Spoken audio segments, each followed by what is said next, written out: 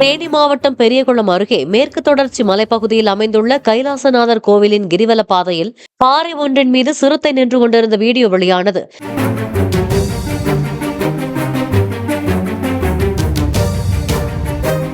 கிரிவல பாதைக்கு வந்து அச்சுறுத்தும் சிறுத்தை உள்ளிட்ட வனவிலங்குகளை கூண்டு வைத்து பிடிக்குமாறு வனத்துறைக்கு பக்தர்கள் கோரிக்கை விடுத்தனர்.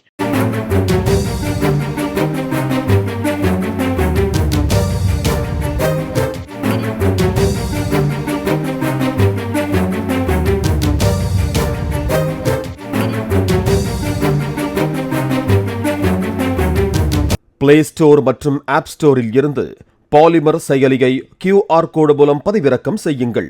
செய்திகளை உடனுக்குடன் பெறுங்கள்.